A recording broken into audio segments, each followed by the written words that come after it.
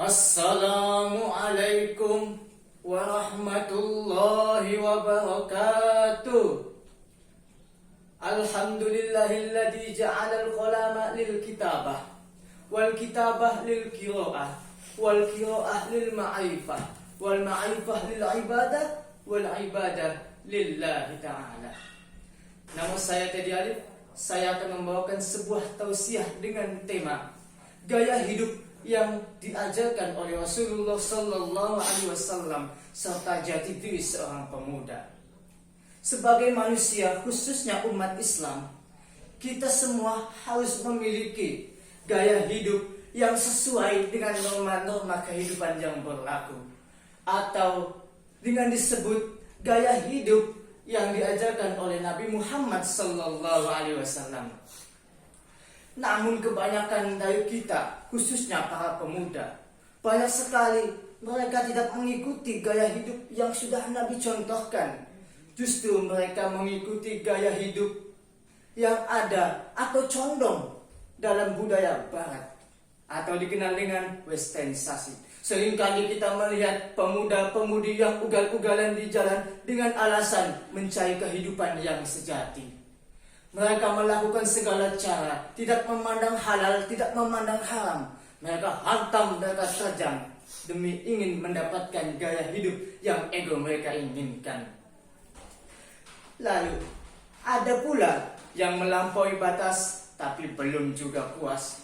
Ada kala dari kalangan yang sudah bekerja rela ingin sekali mendapatkan uang untuk keluarga, sampai rela memeras keringat, membanting tulang mulai dari pagi, siang hingga malam. Namun, apa ketika dia tidak menghasilkan apa yang dia harapkan? Muncul dalam benak mereka apa yang harus mereka lakukan. Mencuri sudah mereka jalani, merampok dan merampok. Walaupun sudah kepergok, tetap saja mereka belum merasa kapok. Apakah ini yang dinamakan gaya hidup yang diajarkan oleh Rasulullah? Justru jauh dari kata gaya hidup yang sudah Nabi contohkan atau jati diri kita seorang pemuda. Memangnya gaya hidup seperti apa sih yang sudah Nabi contohkan? Wahai sahabat dai yang dirahmati Allah, gaya hidup Rasulullah itu sederhana, tidak banyak tingkah namun penuh makna. Bahkan kehidupannya menjadi sunnah bagi kita semua. Jikalau kita berbicara tentang gaya hidup Rasulullah, tentu saja yang paling menonjol adalah akhlakul karimah. Apalagi kita sebagai pemuda calon penerus bangsa, calon generasi bangsa. Lalu bagaimana bangsa kita 10, 20, 30 tahun yang akan mendatang? Jawabannya ada di tangan pemuda. Karena ada salah satu surat, yaitu surat Al-Kahfi ayat 13 yang artinya, kami ceritakan kepadamu Muhammad dengan sebenar-benarnya bahwa pemuda-pemuda itu adalah pemuda yang taat kepada Tuhan mereka, dan kami tambahkan petunjuk bagi mereka. Siapa sih pemuda itu? Menurut Imam At-Tabari, ayat ini menjelaskan 7 pemuda Ashabul Kahfi.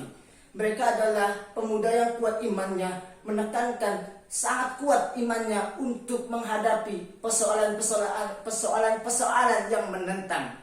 Karena pada saat itu ada raja yang zalim dan sewenang-wenang. Dia menerapkan tangan besi dan berkata, barang siapa yang taat kepadaku maka dia akan mendapatkan fasilitas yang mewah.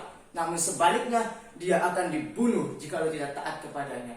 Mereka tidak, mereka berpaling dari sang raja tersebut dan bersembunyi dalam goa.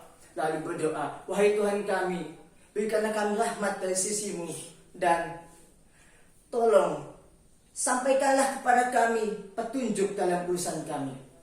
Nah, dalam kisah ini kita dapat mengambil hikmahnya bahwa pemuda Ashabul Kahfi memiliki uswah hasanah. Dia dan mereka lebih baik mati berkelalang tanah gua daripada mati bercermin bangkai penguasa. Marilah kita, wahai para pemuda, terapkanlah kita supaya mencapai gaya hidup yang sesuai dengan Nabi contohkan. Dengan satu, yaitu menyempurnakan akhlakul karimah. Cukup sekian dari saya, Teddy Alif dari Pondok Pesantren Nurul Islam. Wassalamualaikum warahmatullahi wabarakatuh.